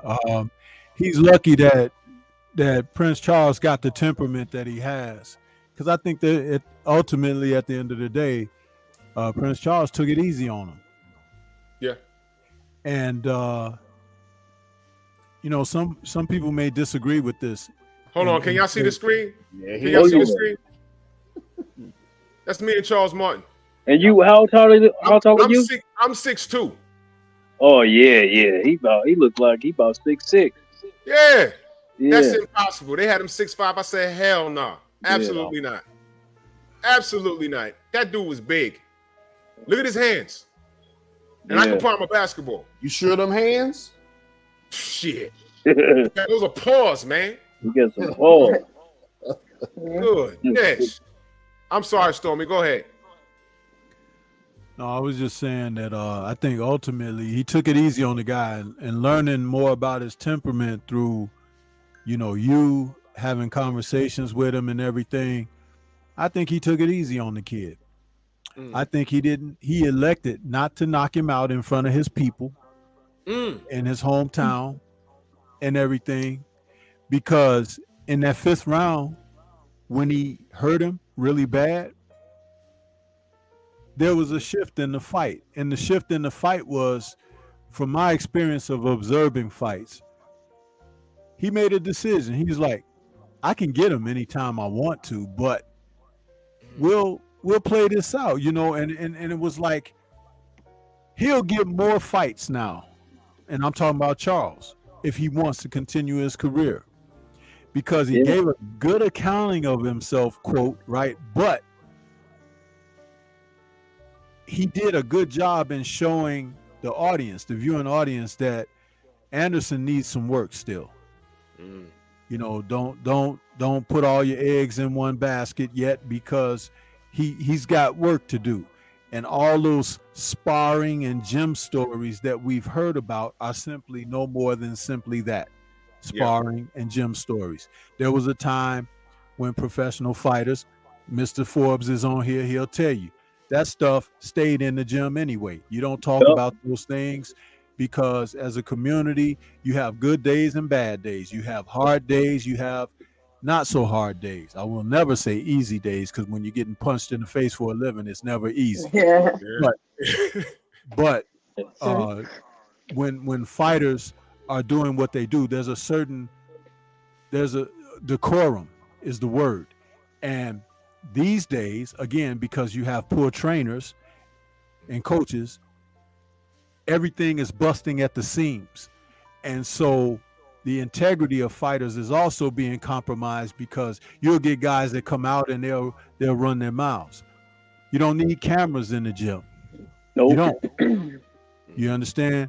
You can have somebody waiting outside in the hallway if they want to do a story or give an interview or something, but they shouldn't be in there where the activity is going on and everything. And the coaches and trainers need to make the fighters respect the rules of the gym. That's not happening. There's a lot of things that have been compromised here, so you can't really cry about what's missing when there's so much missing, including those who are supposed to be running the show, so to speak. But at the end of the day, I think that Charles did his job. Nobody got hurt, so to speak. Mm-hmm. And people can move forward on both sides as a result of this. And that, at the end of the day, is good business. Mm-hmm. But I don't believe for one moment that Charles couldn't knock that kid out. Because even in the final round, near the final bell, he hit him a couple more times just to let him know. You see? Think about it. That's class. Yeah. And Martin has class. And Martin just made himself, he got some more checks coming. Yes, that's what I said. That's what I said. Yeah, you said it. Yeah. I mean, you hit it right on the head. I mean, I didn't see it. Yeah, I mean, you hit it right on the head. He gave a good enough show to show that, I could take this guy out, but I'm gonna let y'all build him up. I didn't have a career. I still could fight a little bit too. Yeah. So some opportunities gonna come his way too. I mean, that was spot on. That wasn't the Charles Martin we saw against King Kong Ortiz. Although Ortiz got him out of there, but he was so much sharper versus Ortiz. So much sharper. And when he put Gerald Washington, he was so much sharper. Yep. I wouldn't say he wasn't sharp last night, because if he was not sharp, Anderson could have got him. No, that's true. That is also true. Yeah. And Tay Jones mentioned already that he was actually preparing for a fight that was on the undercard of Spence and Crawford. That's only 2 weeks away. So it's like he was in the gym. Charles' body looked good. If he were not on, if he were not sharp, if he were not in boxing shape, Anderson would have been able to get to him a little easier than what we were witnessing on the night. He kept distance. He took him distance. He provided separation between the two. As I said, he did his job. And don't forget, he also mentioned that in his amateur career and everything, he had done some things in that town. So he had an attachment to that. So it was like a return for him as well. So listen, man, I like a man who has intelligence and business smarts. It's apparent to me now that Charles Martin has learned more than a few things through his career and the losses that he's suffered and everything. He's learned some things, and he's going to be okay. I just wish that more fighters of this present era and day can pull things together like that. I agree. Now you give him a chance against one of these men who got a title, you'll see a different Charles. You'll see someone trying to get the other guy up out of there to win a title or a possibility toward fighting for a title. Beating Jared Anderson last night would not have given him a title shot. You're right. Yeah, you're right. You can't do nothing with that. That ruins everything. But he'll get another fight. You understand? And Gotcha. another fight might be something bigger than this could have been, and he'll be in a better position. Because remember, he has an era of guys right now. They're not doing anything. They're not fighting each other. So they're out there, and they're all a part of a similar clique. I would like to see him in there against Tyson Fury. I would like to see him in there against Usyk. I would like to see him in there in a rematch with Joshua. I was calling for that before he even fought Ortiz. I told him in Brooklyn, I said, you beat his ass. You beat his ass because you remember, Storm, when he was on here, he said what they did to him in the UK. Absolutely. He had him up there sparring the week of the fight, and he said these big, giant African dudes coming in there and fucked his ribs up. I said, man. Yeah, I said, why would you can't do that? Because his camp was on the take.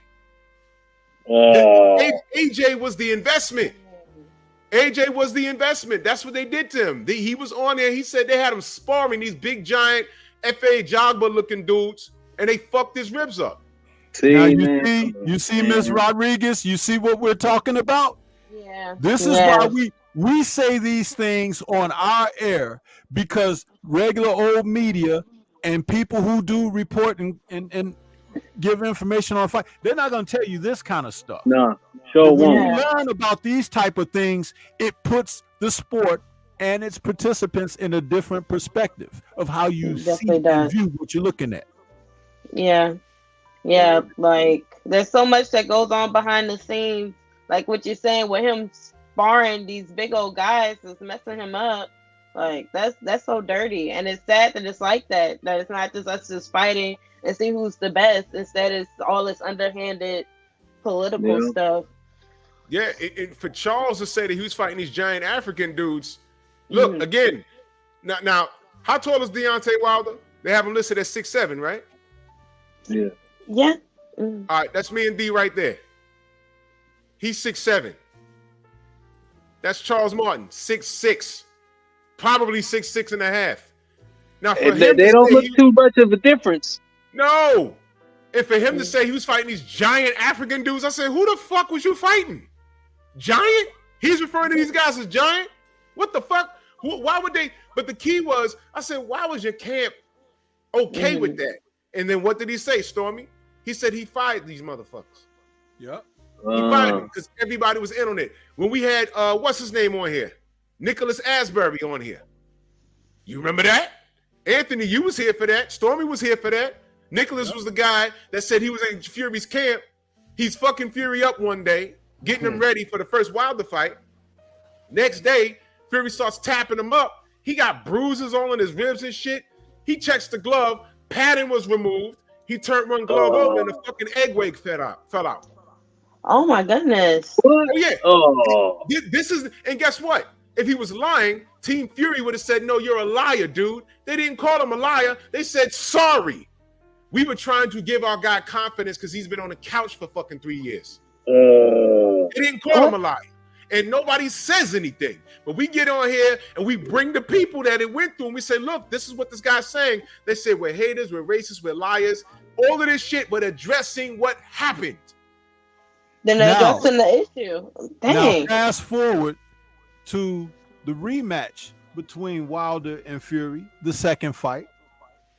And of course, we all know that Fury prevailed in that fight. I won't say he won. He prevailed. But Wilder came out of that fight with a permanent injury to his skull. And his physician let him know that that was not consistent with an injury from boxing. That's right. So having an indentation on the left side of his skull near the temple and jaw, a place where Fury targeted almost exclusively in their third fight. Look at every right hand that Fury threw at Wilder. He threw it at the same spot, which I was disappointed in Wilder that he wasn't trying to protect himself, but maybe he was just, you know, your adrenaline is high, you fighting or whatever, but it was compromised because after the first fight, Wilder said Fury punches were like nothing. He said he couldn't feel Fury's power. Couldn't feel it. So you go from that to what you learned about Nicholas Asbury, and then you look at the second fight and the result. And Wilder also said he felt like he was compromised because something was wrong with him.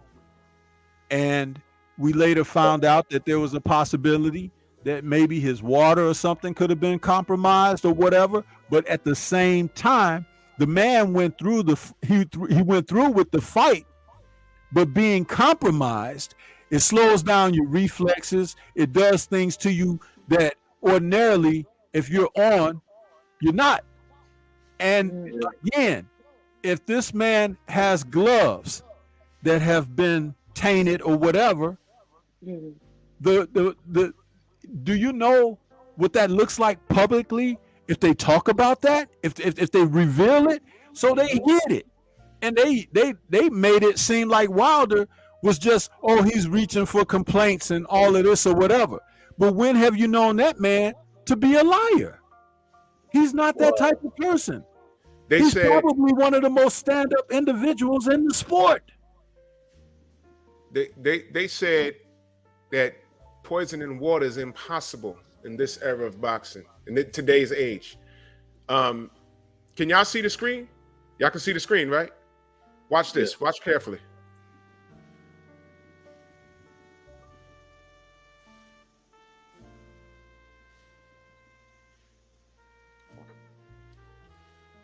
You just want to fight. Why the fuck you declining a closed bottle of water? You declined a closed bottle of water. You decline that water because you don't know what the hell's poisoned around you. That's why. Now, fast forward on this fact. A closed bottle of water. Here, I'm in Chicago, or suburbs of Chicago here. Now, about 7 or 8 years ago, there was a news report coming out of Walmart that people who had been buying bottled water were turning up sick in the hospital and stuff like that. It turns out that someone was tainting, packs of water. You know how they come in a 24 pack or whatever, bottled water. And what was happening was they were shooting through the top lids of the plastic because it's very thin with a syringe. Yep. And they were tainting the water that way. So you don't even have to bust the cap off, okay? Because that's what indicates to you that it's been opened, right? When you break the seal. But if you're using the syringe through the top, nobody knows that, right? Nobody knows it. And see, we got Xavier Martinez out there in the chat right there. He says, in Schiller Park, Stormy, I remember that. Absolutely. Absolutely. So when we say these things, we're not looking for sensationalism and to give people some, oh, look, did you hear what they were talking about? There's some gossip's sake. It's to inform you of the fact of what they don't tell you. And who can get things like that done? Someone who has heavy influence and whose dollar will stretch a mighty distance. And didn't we not hear that Mr. Bob Arum in Top Rank Boxing said that they had taken consultation fees for this drug lord, alleged drug lord, Daniel that we Kennedy mentioned earlier. Over how many million? Drew? Over 8 million. 8 million in consulting fees. In counseling fees. Now that man is younger than me. Okay? He's younger than me, and Bob Arum been in the game for over 60 years. So what the hell can he counsel Bob Arum on in boxing? Are they laundering and floundering and washing money? Oh man, the game is dirty, bro. It is messed up, man. Let me say salute to the brother, Young Merv, the cut man. He said big salute, Drew, the sensei, and the guest. Y'all content is appreciated, man. Much love to you, Young Merv, man. Much love to you, Young Merv. Much love. Thank you so much. Yeah, bro. This is a dirty ass game. It is. This is a dirty ass game. And I'm sure, like I said, we talk to fighters all the time, Steve. And salute to Anthony. He had to go. But salute to him. But like I said, I asked y'all, what have y'all seen or whatever? Because we've literally heard a lot of stuff. And there's things that I've seen, like growing up, like I told a story about a trainer. I was no more than maybe 10 or 11 years old. I'm hitting the bag in the gym. He takes my glove and yanks it up, and now my fist is in the wrist of the glove. He says, now hit it with a hook. And I'm like, pop. And I'm like, this is uncomfortable. He said, hit it again. He said, pop. I said, this is uncomfortable. He said, you could really fuck somebody up doing that. I said, well, damn, ain't that illegal? You know, something to that effect. He says, yeah, but it's illegal if you get caught. You could really hurt somebody doing that. And this was an old gritty trainer he was from like Michigan somewhere. I never forgot that. And I was just throwing hooks at a bag. I was like 11 to 12 years old, something like that. I never forgot that. And my glove was all flopping and shit. Now, where have I seen that before? Now watch this. We're talking about Charles Martin, right? At the end of the first Wilder Fury fight, they go to Charles Martin and say, okay, well, you know, what'd you thought to the fight? And he gave his opinion, but he said, yeah, I never saw a glove do that before. And I said, what is he talking about? I went back and watched the fight. Tyson Fury's glove is doing all of this. And I'm like, whoa, wait a minute. Huh? What the fuck? What the hell was that? Yeah. And then the second fight, I saw all his knuckles in the goddamn glove. There was no pattern in the fucking gloves. And then we want to wonder why Deontay got a dent in his head. But then after that, you got Nicholas Asbury saying this motherfucker had egg weights in the camp when I was there. So let me get this straight. No pattern from the gloves, egg weights in training camp. Holy shit, he was training how to cheat. And now D got a fucking fractured skull because of that guy who didn't have any power to get, he didn't even buzz Deontay in the first fight. No. So these are the things we talk about. So again, we call it over there, in the UK, we call it pop culture. Because it seems to me that cheating is something that they do over there. It's just that they get away with it. Tyson Fury was suspended for popping dirty from eating pig dick. Wherever the fuck he said him and his cousin Huggy Fury had. And they were suspended. And when they went to go talk to Martin Carefoot, at first he said, oh, he bought the boars or pigs or whatever from me. Then he later said, hey, man, not only did I not sell him the boars, but there's no boars in this side of the world. There ain't no boars in the UK. I don't have that shit on my farm. So what are you talking about, Mr. Fury? What are you talking about, dude? He popped dirty. Those guys, they cheat. That's what they do. And the list goes, I don't want to turn the show completely into that, but it always bears repeating. Eddie Hearn was in the middle of all of that shit. Eddie Hearn was doing business with, allegedly. All of those guys at some point, Bob Arum, Eddie Hearn, Mauricio Silliman, all of those guys was at some point dealing with this guy, Daniel Kinahan, who's still at large, by the way. You won't see ESPN mention that guy's fucking name. Why is it that the WBC heavyweight champion can't fly to the United States and nobody says anything? And it's beyond the scope of reason that they cheated our American black heavyweight champion from Alabama, 10 title defenses. And nobody says anything. Nobody said anything. Nobody saw something wrong with that man. Wow.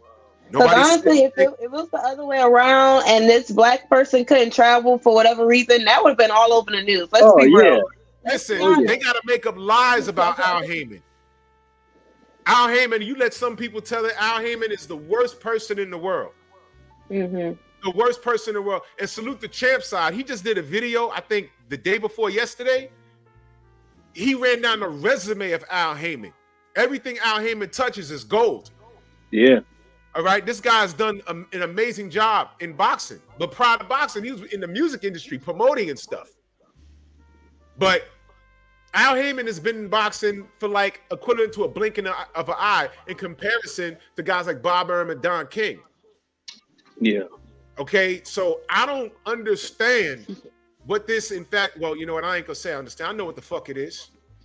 If Al Heyman was Al Heyman from Kentucky and he had blonde hair and blue eyes, he'd be the best thing since sliced motherfucking bread. Let's just keep it real. Yeah. Let's just keep it real. And nobody even, like, I done fought, them guys, and when they was with Golden Boy, I ain't never talked to Al Heyman. I don't even think I ever seen him. He the real ghost. You know, he ghost for real. Like I'm like, if I even said to myself, if I would have want to be like, you know, because we promote little small shows and stuff. I said if I would have want to be like anybody in boxing, it would be Al Heyman, because you don't see him, you just see his work.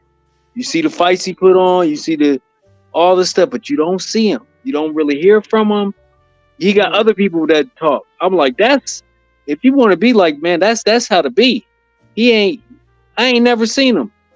Definitely. But I didn't got paid from him though. You know what I mean? So I have got paid from him, and it's been a lot. No checks bounce. Yeah, no checks bounce. But I never seen him, never heard him. I mean, salute to my brother Paul Carrick. He says shows like this are the reason why ESPN is failing. Oh yeah, they just fired a bunch of people just last night. Yeah, Max Kellerman gone. You know, Andre Ward, but you know, he left. Yeah, Andre Ward was his last show last night. Last show. Yeah, last show. But you know, and salute to my brother Thomas. He says guys like Rick Glasser would love Al Heyman if he was the right color. I mean, these are the things. Let me show y'all something. These are the things we talk about. But I'm racist though. But these are things that are in the titles in certain shows. African American fighters difficult to fight. Reynoso and Valdez versus Shakur Stevenson. On Twitter, they're telling us how they really feel. Some guy named Casual Boxing Fan says black fans always complaining to go start. Black fighters always complaining. Go start a Negro League or something. This is real. This is what they do. This is what they do. Look, man. I got countless amount of evidence. This is Rick Glasser on Keyshawn Davis. Keyshawn, you can and will be great. You will be a great fighter. All the earmarks are there, but you need a new hairstylist. Your hair is a mess. What the fuck? Wow. Are you serious? This is what we deal with, y'all. I lost some followers today because of my support of Daniel Kennedy presence in boxing, and I will continue to support all those that are assets to the betterment of the sport of business and boxing. And no, this tweet will not be deleted. Daniel Kennedy is at large right now, has a $5 million bounty on his head. Americans put a sanction on that guy. He's an Irish gangster. I'm not lying. I'm just telling you this is all public knowledge, y'all. But a guy like Rick Glasser, who's some sort of boxing aficionado, will praise. You read what he just said. Keyshawn Davis is great, but get a haircut. Okay. Daniel Kennedy is an asset to boxing, but the guy has a $5 million bounty on his head. And this guy has never said anything positive about Al Heyman ever. This guy in a Facebook group with me like 2014, 2015 or so. He told me that the PBC is in the red and they'll be out of business. I said, when? He said, next year. Who are you? I'm a boxing insider. I used to matchmake with Berto Duran. Yeah. I don't care. There's a lot of dudes that come back to the hood 30 years later talking about I used to run shit around here. You're a 70-year-old man now. The game has changed and flipped 14 times already. What the fuck are you talking about? So that was 2015. It's 2023. The PBC just released their whole schedule for the rest of the summer. We're getting great fights for the whole summer. I'm confused. I thought they were supposed to be out of business. So these are the people that got a megaphone. And I just noticed, look, man, the attack on Wilder, the attack on Al Heyman, all these things that we're mentioning, and you know, the WBC champion can't fly to America where he won the title. Nobody wants to talk about that. You see why I look at people, you see, I don't like to use the term fan because that's short for fanatic. I like to say I'm a boxing supporter. You understand? But I look at some of these casuals and I say to them, do y'all don't know what's going on? You know, I hate to go here, but I have to. I look at black people a little strange when they celebrated Deontay Wilder losing. I looked at them a little strange, like, nigga, do you know what the fuck are you? Do you even know what's happening here? And I'm making excuses. You fucking monkeys need to wake up and smell the failure. We get looked at sideways. We get looked at sideways a lot. You know, and guys like Bob Arum, guys like Oscar has done a lot of weird shit. All right. I look at Bernard Hopkins, cooning and buck dancing.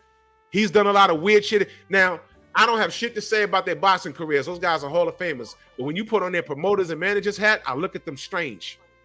I look at them very strange. The things that they say, okay, the racist emails that Golden Boy had on Al Heyman. A lot of people don't even remember that. They refer to Al Heyman as Black Hitler. Let me explain something to you.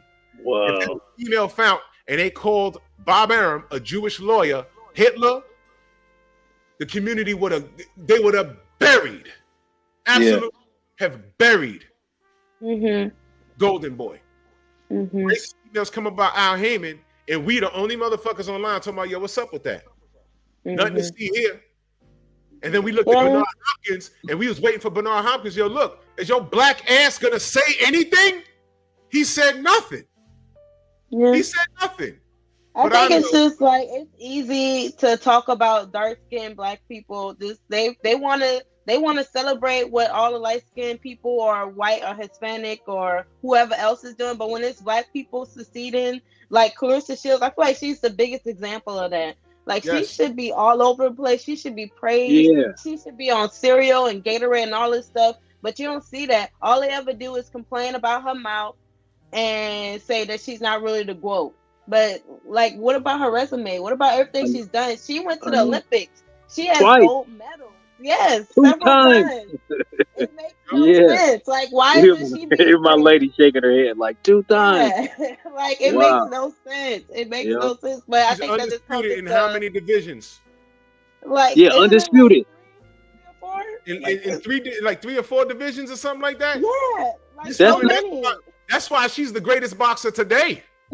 Yeah. Who has a better resume than her right now? Male Nobody. Yeah. Ryan Garcia got a fucking Gatorade deal? Are you kidding me? How does that work? Like that really comes into, I feel like it's very racist, honestly. Because like if it was Clarissa with a no on the no-fly list, that would be all over media. Like, she can't go to England because she did all this crazy stuff. But with Marshall, I didn't know none of that until I listened to your thing talking about how she can't fly. I was like, that's crazy. I would have never known that. But of course I don't know because she, This is what they do. This is what they do, and this is how they do it. We're not respected. We're not respected. And when I bring this up, I'm playing the race card. It's okay for Mexicans to support Mexicans, Asians support Asians, whatever. Dominicans, Puerto Ricans support each other. That's okay. But the second we do it, we get looked at strange. Yeah. Let me tell you something. That tweet that I showed, they say, oh, we should start a Negro League. Let me tell you something. If there was a Negro League, there wouldn't be no boxing for y'all. Wouldn't be no boxing. No, it wouldn't. Boxing. It wouldn't be. No belts, nothing. They got to create their own belts. Canelo won't even fight David Benavidez. What the fuck y'all talking about? Yeah. He said, I don't fight Mexicans. And y'all cool with that. What if Bud said, I'm not fighting any more black Americans? We wouldn't be getting Bud versus Spence right now. Nope. Hello. And salute to my brother Xavier in that super chat. I'm about to close this up, fam. I gotta go to work. Work, man. Man, you, India, thank you so much, man. Thank you so much. We're gonna have you back. Yeah, for sure. Thank you for having me. I'm actually gonna do a health show, so I gotta have you back. Okay. I need you to talk to the ladies.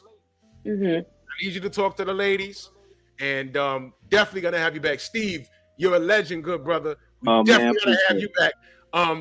I'm gonna be in Vegas for Errol versus Bud. I'm gonna do a super panel, and I want everybody to give their opinion on who you think's gonna win and why. And I'm gonna have everybody on here. Steve, you're gonna see some guys you know. You know Freddie Pendleton, right? Yeah, Freddie Pendleton. Yeah, man, we fought in Oklahoma together on the same show. That's my guy. I love Freddie, man. Freddie Pendleton, man. That's former lightweight champ, man. Yeah, that's my guy. I'm gonna have him on. We're gonna have a good time, man. We're gonna have a good time right before I leave Vegas, man. We're gonna have a good old time. India, and save your opinion, but I'm gonna have you back definitely. Good man. Thank you so much, sis. I support you. Whatever you have coming up, let me know. I'm gonna support it. Let him know. Thank you. Tell your husband goodbye. Tell your husband your salute. I want to have him on the show. I want to hear him play that guitar, man. Okay, man. I'll let him know. Thank you so much, man. Thank you guys so much. Stormy, let them know how they can find you, good brother. Everybody can find me right out here on YouTube, man. Stormy B Man is the channel. All caps, but no cap. That's what it is. Stormy B. Okay. Stormy B Man. All capital letters. B Man. Yes, Stormy sir. I B like Man that. on YouTube, All man. caps, no cap. All And, caps and no caps, man. And Miss Rodriguez, I do cover the women on my channel. Okay. So I'll be looking out for you as well. And if you've got something going down, make sure you shoot Drew a message about it or whatever, because I do videos. You can go to my I even celebrated the Women's Boxing Day, you know, where I had all of the women on there, and I did a show on it and everything. So I'm very genuine with my content over here, you know. So yeah, be looking out. I will. I definitely will. And salute to my brother Thomas from the Bronx. He said, great show. Drew, Wise Man, Stormy B Man, and the rest of the panel, man. Salute to you, good brother, man. Salute to everybody in the Venmo, the Zeta, the Cash App, the Super Chats. Much love and appreciation. And y'all know what we do here, and y'all know when to find me. And salute to everybody, man. We love boxing, and we know boxing don't love us. We're like battered spouses. We just keep coming back. We don't know how to leave. It's so true. I'll see y'all in the AM, bro. It's on deck. Move!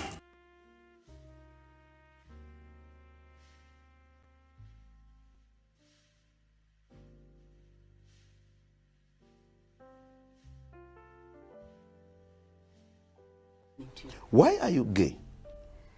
Who says I'm gay? You are gay.